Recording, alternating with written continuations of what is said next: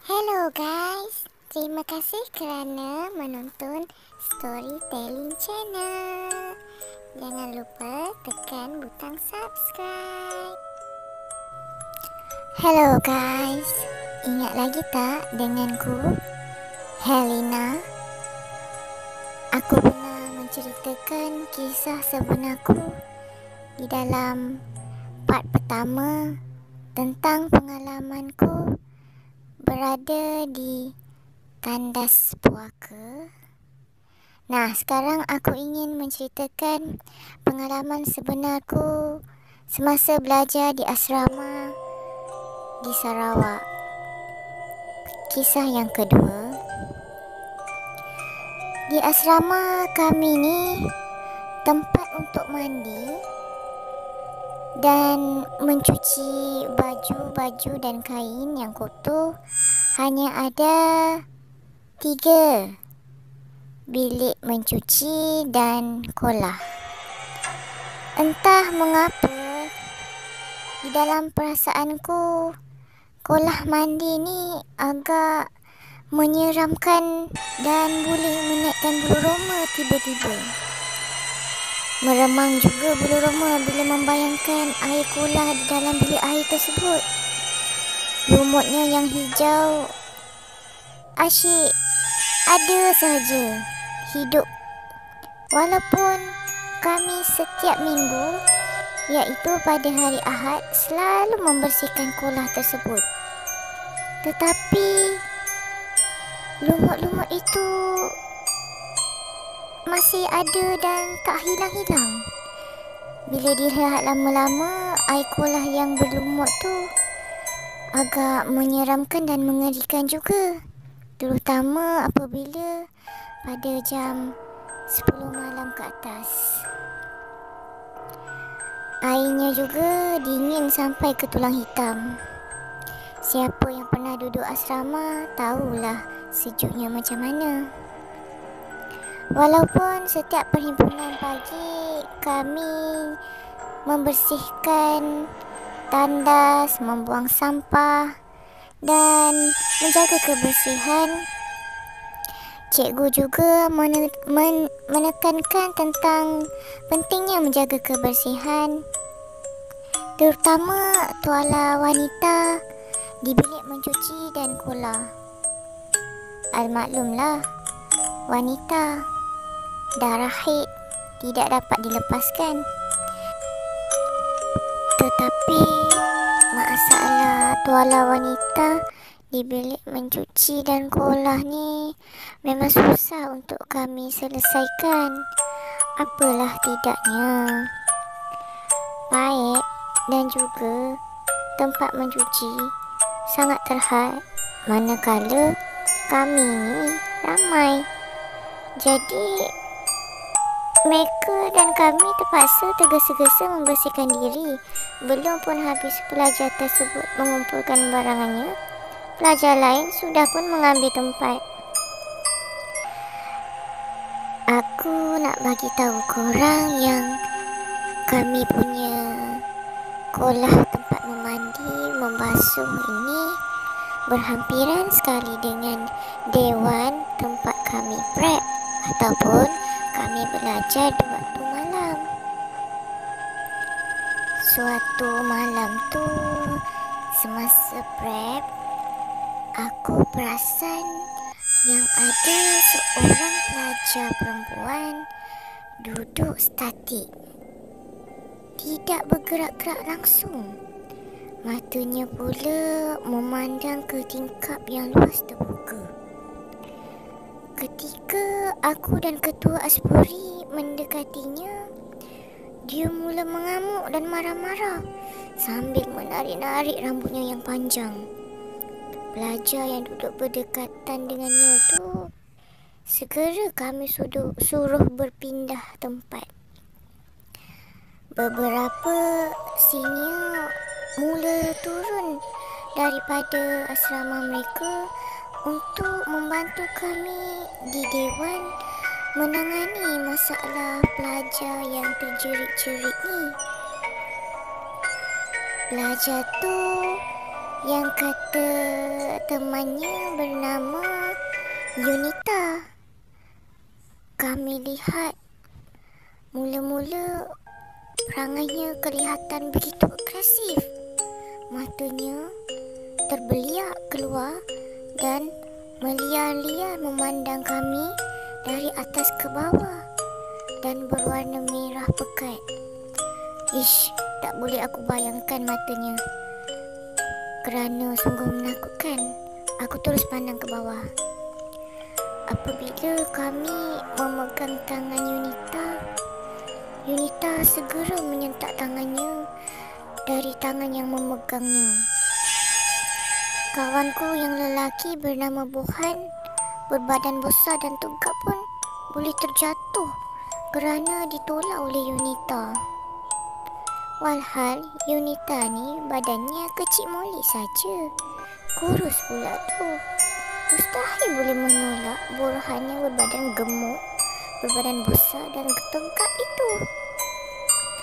Ketua Aspuri kami segera menyuruh senior yang lain menutup tingkap yang dilihat oleh Yunita tak henti-henti dari tadi. Pintu dewan juga kami tutup rapat-rapat untuk mengelakkan Yunita keluar daripada dewan. Yunita menjerit-jerit dan berteriak. Kadang-kadang ada menangis, kadang-kadang ada ketawa. Kami pun seram sejuk dibuatnya. Tak lama kemudian terdengar beberapa jeritan daripada pelajar perempuan yang lain. Ini mesti jangkitan histeria daripada Yunita. Dewan menjadi sangat bising dan huru-hara. Siapa yang pernah duduk asrama tahulah keadaan pelajar yang histeria bagaimana. Sungguh menakutkan kerana ia seperti berjangkit daripada seorang pelajar kepada seorang pelajar dan kepada seorang pelajar. Sangat melelahkan sungguhlah.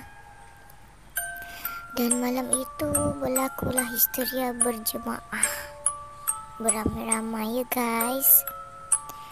Banyak pelajar perempuan yang mulai menangis ketakutan sambil berpelukan dengan temannya.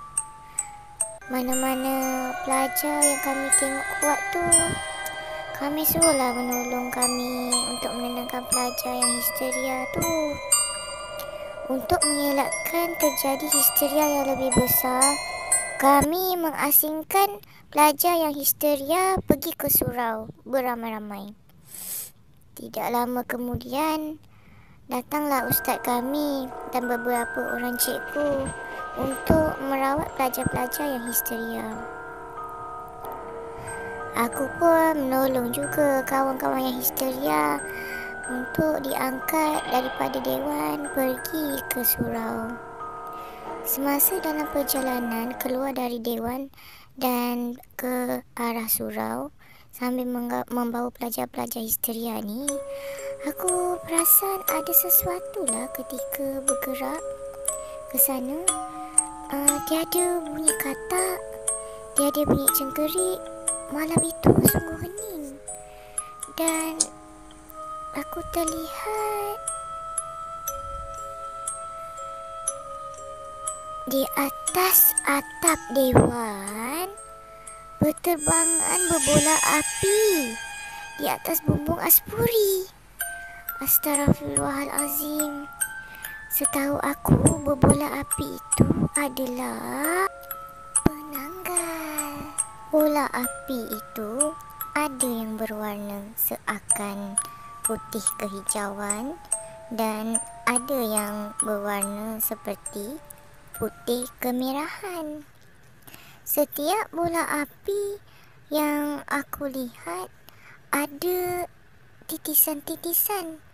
Bila aku perhatikan dengan teliti, titisan itu seperti titisan darah dan bercampur dengan bunga api dan jatuh ke bawah, terkena di lantai bangunan dan juga bumbung Aspuri. Aku segera teringat cerita ibuku yang mengatakan Warna pada bola menunjukkan tahap makan mereka. Merah itu bermaksud hantu berkepala itu lapar. Dan hijau bermaksud hantu berkepala itu kenyang. Titisan-titisan api itu aku perhatikan menitis dan bernitis bermula di atas bumbung dewan tempat aku belajar tadi. Titisan tersebut, menurut ibuku, jika terkena pada badan, boleh membawa penyakit kudis, kusta dan membawa kematian. Susah untuk sembuh. Aku ni telah jauh ketinggalan kerana akibat terkaku melihat berbola api yang bergerak-gerak di atas bumbung aspuri.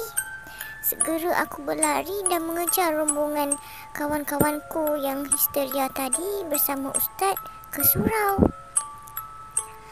Aku menarik mereka ke laluan berbumbung dan menyuruh mereka senyap dan berjalan rapat-rapat dan cepat.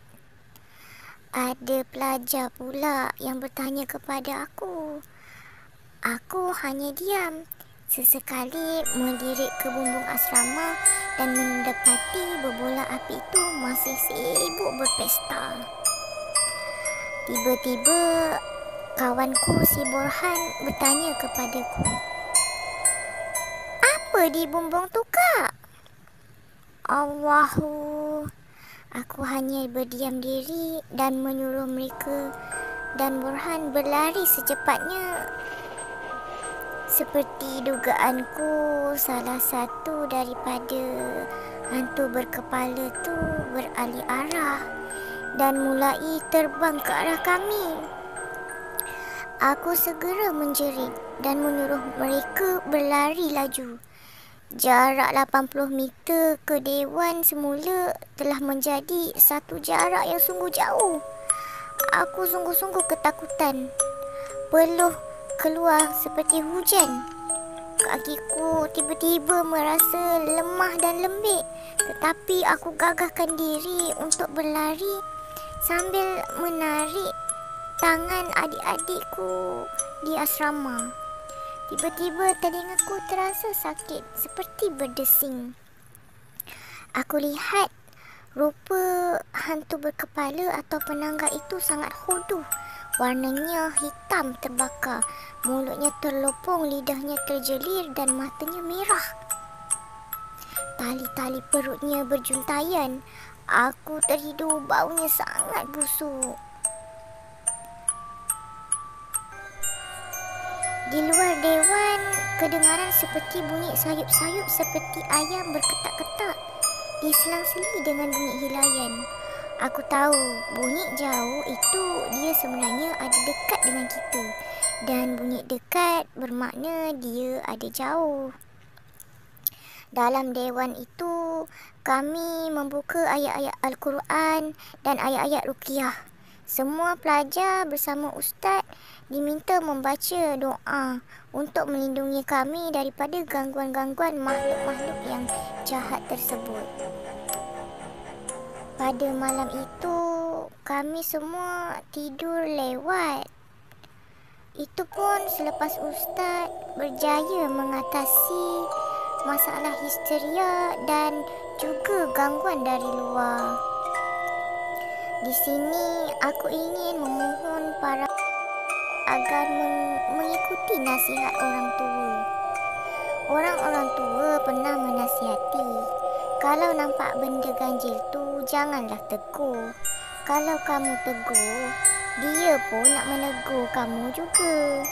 Dan itulah yang terjadi kepada kami malam itu. Jadi guys, jagalah mulut sebab kerana mulutlah badan akan binasa. Keesokan harinya, apabila aku bangun,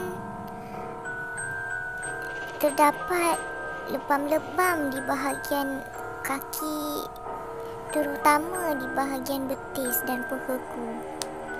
Aku masih lagi biarkan perkara ini dan tidak menceritakan kepada sesiapa pun. Aku tak nak nanti perkara ini jadi lebih serius dan menakutkan adik-adik seniorku. Almaklumlah, aku ni kakak senior. Jadi perlulah tunjuk lebih kuat dan lebih berani. Kalau aku lembek, susahlah nanti nak tunjuk contoh kepada adik-adik junior aku. Itu saja guys cerita untuk hari ini.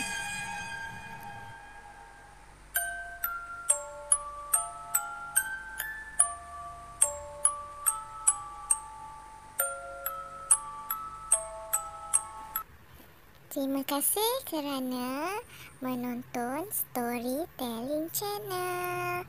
Jangan lupa tekan butang subscribe, tekan bell, thumbs up dan komen yang murni sahaja di bawah ya guys. Jaga diri, jaga kesihatan. Jumpa lagi di video akan datang.